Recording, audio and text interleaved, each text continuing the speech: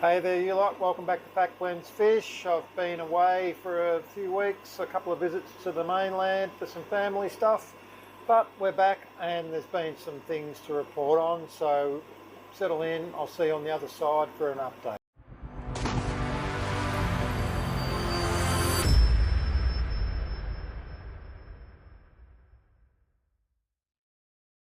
Righto, we'll kick off with something I alluded to last time. I've done some work on our DeWinty tank, and what the reason I kind of got into here was that a few weeks to a month ago we got our first sign of a pit being built. These are Tanganyikan species that build a pit or a bower for spawning sake, and the male will guard that and carry on like a pork chop and dance in there to bring females. And that's our dominant boy down this end.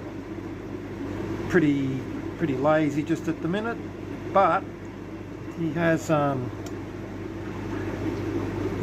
managed to do the job since I did the water change, and I moved some fish out. But I think down in the back corner up top here we've got some DeWinty, certainly one, maybe a couple that have possibly now holding, so that's cool. This is a fish I've liked for a long time, and they don't always garner great interest in the hobby amongst tang breeders for whatever reason, but I just find them pretty interesting as a species and cool behaviour with the pit building, so I'm glad to have some on the go again.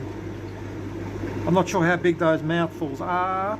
They often look a bit bigger than that, and I'm concerned that these gold comps kind of are sitting there with an all-knowing look, like maybe they've figured out that a feed might come their way if they hang here. But anyway, the fish have started to produce, so that's really cool. I haven't bred these things for at least a year or so, so thanks to Mark over in Adelaide for getting some of these back to me. I took out some fish here of this tank, which I'll talk about in a minute, and I've replaced with these are my blue orchid peacocks, and if you think he looks good now, you should see him when he's really on song. He's just a magnificent example of the species. I've got 4 fish in here plus a spare male around the back. There is an old female in here, big old girl, and I'm not sure whether she's ever going to produce. And I've got two young ones, and I'm sure I've got one female out of those two. I just hope I don't have two like another sneaker male hiding. But just desperate to get them to fire, because a lot of my other peacocks have been producing. And on that subject, I think I'm seeing first evidence of these are my lemon jakes, which are young fish, and I'm sure there's now a female in here somewhere that's holding, and that's first time round I believe on this group, so pleased that they're fired up. And it's also kind of interesting because I'm seeing some pretty squirrely behaviour out of the Regana chromis, so I'm starting to hope and cross fingers that maybe something's happened here at last. That's a really unusual Tanganyikan species, a mouth brooding biparental job, and just a cool fish. Haven't bred these for a long time either, so I'm hoping that they've come back around. As mentioned in the intro, I've been over the mainland for a wedding just this weekend, and my good mate Steve did some feeding for me and exercised his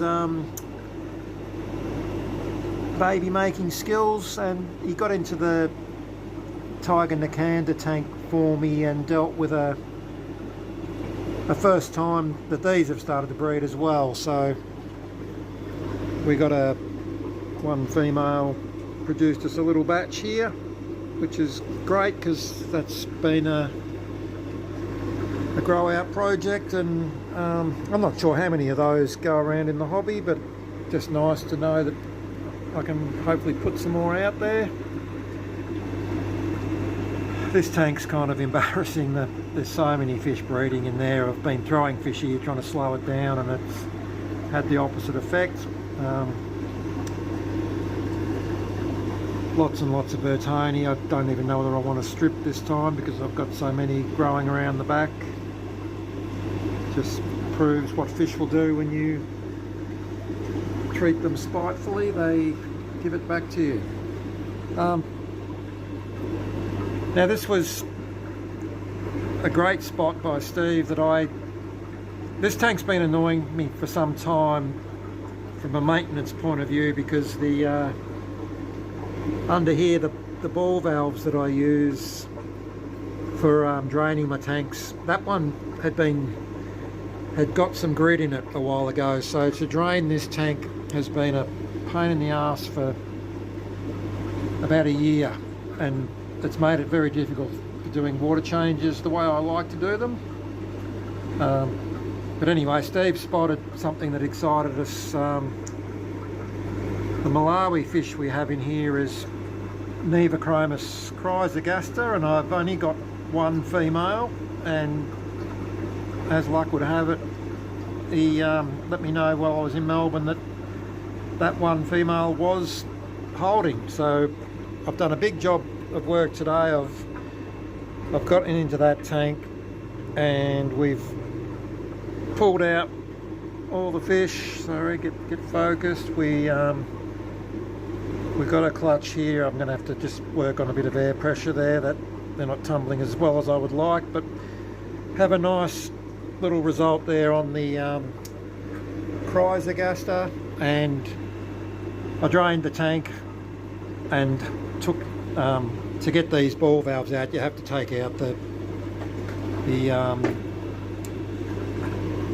rainwater outlet, and so it was a bit of a messing around, but it's all done now and happy days. And we got the added bonus, and I don't know whether I'll be able to see these or not, but we got a shell full of baby goldhead comps, and I'm just trialling them for the first time in a Zis box. I don't know how we're going to go, but I think there was 30 or 40 in there. I've put an oyster shell in there just to give them something to go and hide under, which is probably exactly what they've done. But beautiful goldhead comps that I got from Grant some time ago, and I've certainly they've come out of one of these bristlenose tunnels or a shell from somewhere. So now I've got a challenge to see if I can grow some of them through. And I've also flicked out a spare fish that got in here by accident. The Tanganyikan we're looking at here are the Versiphoretias, and a bit like the DeWinty next door, they're starting to show some colour, and I had an accidental ventralis in here that was a bit aggressive, so I'm hoping now that the ventralis is out, that maybe a Versipher is going to step up to the plate and start producing for us.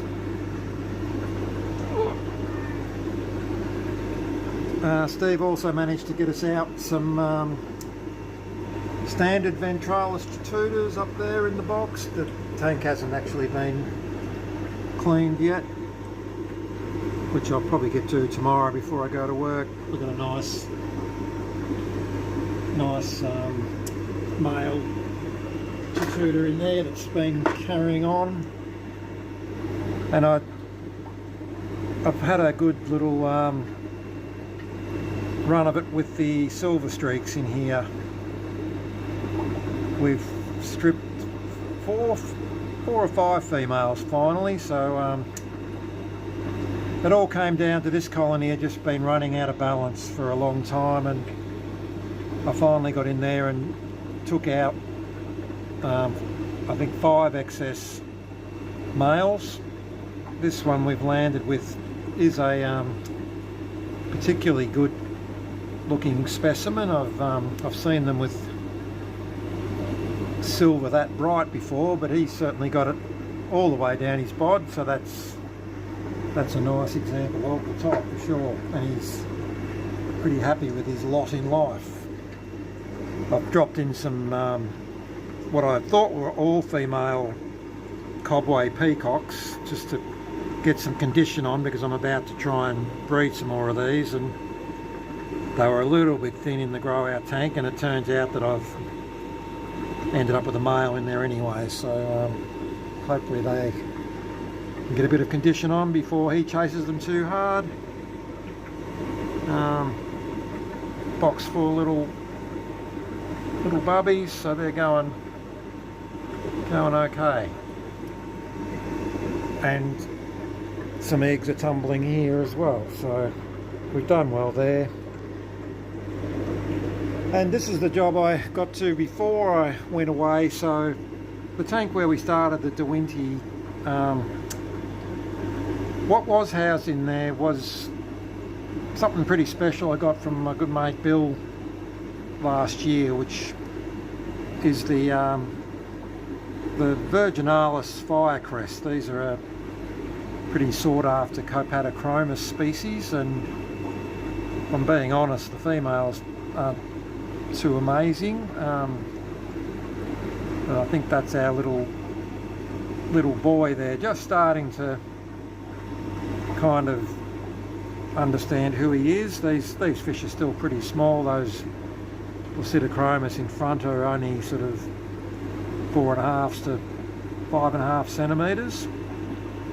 But the interesting thing is I've got 8 of these, and I think I'm pretty lucky on ratio, because that boy there's at least 3 fish in here that are bigger than him, that aren't showing any of the spotting in the ventral fin where the egg spots are. So looks like I'm going to have a nice little colony, which is going to be a bit of fun if I can get them producing. I think I'll make it a shortish one today. There's lots more that I could show you, but that's been the couple of big jobs that I've got to in the last fortnight since we last spoke, and it's good to be back on. Alrighty, I'm going in for dinner. Thanks for watching. We'll see you next time.